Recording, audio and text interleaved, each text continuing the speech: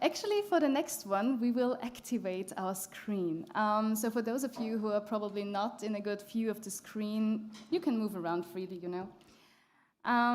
Because now we are traveling all the way to Manila, to the Philippines, where we welcome Wil-Lian Guzmanos.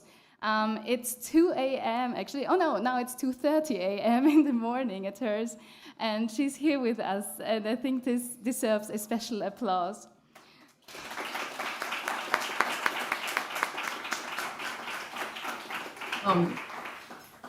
Wil-Lian is a writer and editor in Manila. Her works have appeared in Plural, online Prose Journal, and in Tint. She's a fellow in the 19th Ateneo National Writers Workshop. Her first children's pop-up zine, Seed, was published in 2019. She's working toward an MFA in creative writing at the Salle University-Manila. Her first language is Filipino, her second language is English, Hokkien, and Mandarin Chinese. And tonight, she will read her nonfiction essay, Still Life with Deer, for us, which appeared in spring 22 of our magazine. Okay, good evening, everyone. Thank you, Lisa, for the introduction.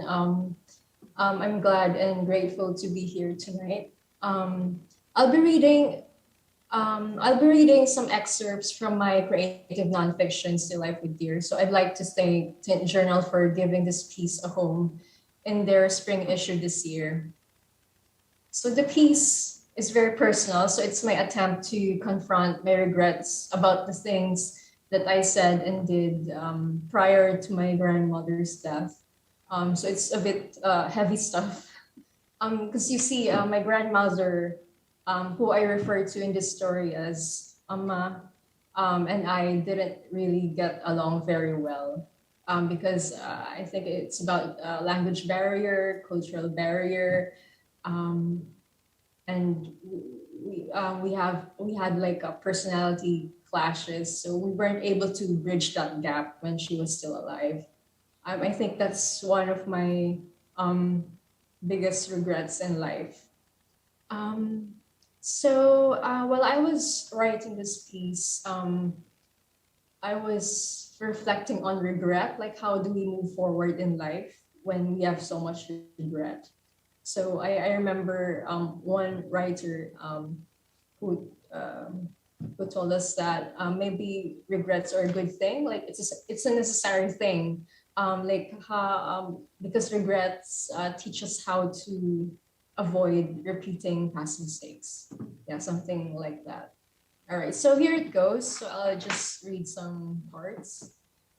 Okay. My grandmother, Amma, taught us how to fold. First, it was a paper boat, then a ball, a frog, then a crane, then a shirt with 2 slots for a pair of trousers with pointed hems. When we ran out of glue, we used sticky rice to fold fans. The most beautiful thing she had ever made was a woven deer. She would undo the strips of her worn-out abanico fan and choose the ones with the right length. Sanku, my third uncle, once told me that when the Japanese forces reached Amoy, China, where Amma spent her youth, she saw a soldier run after her friend in the fields with a bayonet. She never saw her friend again. Whenever the soldiers came, she disguised herself as a man and hid inside a closet. They said she was starting to lose her mind. So my great-grandparents, Amma's parents, decided to escape to Manila with her. Mang Tapwa, I said to her out of spite, when she invited me to have dinner with her. Mang Tapwa, ignore me, don't bother me, leave me alone. I was watching TV in the living room. She stood up, hitting the edge of the table with her body, and for the first time in her life, Amma, with all the nerves she could master that day, stormed out of the house and walked to my uncle's place 4 houses down the road, her metal spoon clinking against the cereal bowl as she left. If I had known then what I know now, I would have acted differently. They say that suffering in order to live to tell the story is costly. Ama, out of fear nurtured in wartime, despised anything unfamiliar. The war destroyed her notion of time, and the past never seemed to stop. As for me, like, how can you love and be with someone from another place and time? Stress. The surgeon said when they asked him for the possible cause of the blood clot that sent her to the hospital. My heart sank when I heard it. I couldn't help but think, did our argument cause her heart to pump more blood than usual, freeing the clot from somewhere deep in her system, like a rock dislodged from the earth by the sudden jolt of moving water? My brother and I were waiting outside in the hallway when Ama's heart suddenly gave out. But I remember it was an aorta that ruptured due to sudden blood flow that finally killed her. So that time I was asking, like, did I massage her back too vigorously when I shouldn't have? Aren't all signs of death conjured up in hindsight when our mind tries so hard to connect the dots after a loved one's death?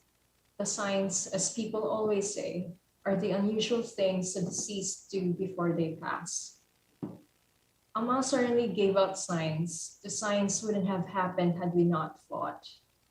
If she had not stormed out of the house, she wouldn't have invited me to take a stroll in the neighborhood. She wouldn't have asked for the neighbor's help to cut her hair. She wouldn't have said yes to me when I asked her to watch the Bruce Lee movie on the computer. And sometimes I can't help but think, if we hadn't fought, then probably she wouldn't have died.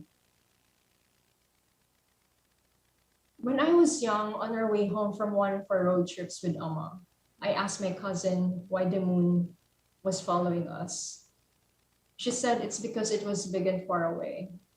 That time I couldn't grasp what she meant by that. Now that I'm older, I realized what it might actually mean for me, at least metaphorically. Ama's life, no matter how distant it may seem, will always come back to me. So whenever I see golden pothos, hibiscus, aloe vera, I'm reminded of her because these are the plants that she used to have in her garden and she used to propagate. So whenever I see Nescafe Classic or Nescafe coffee, like I would remember her because that's her morning drink every single day.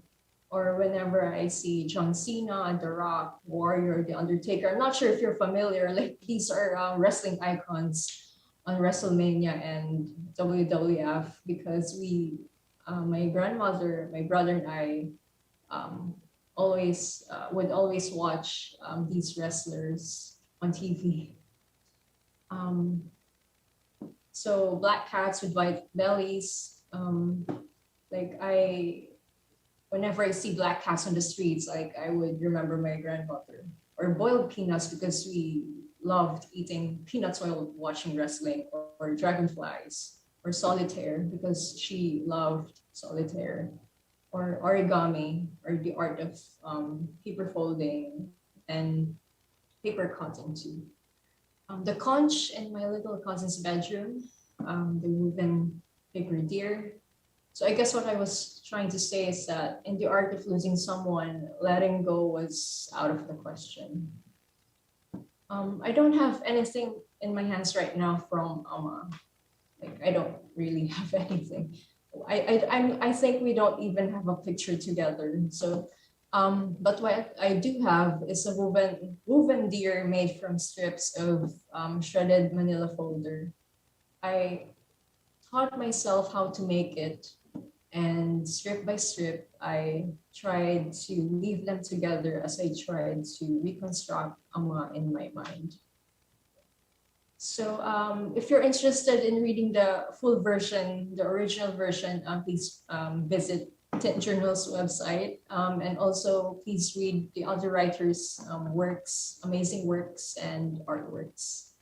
So enjoy the rest of the night and thank you. Good night.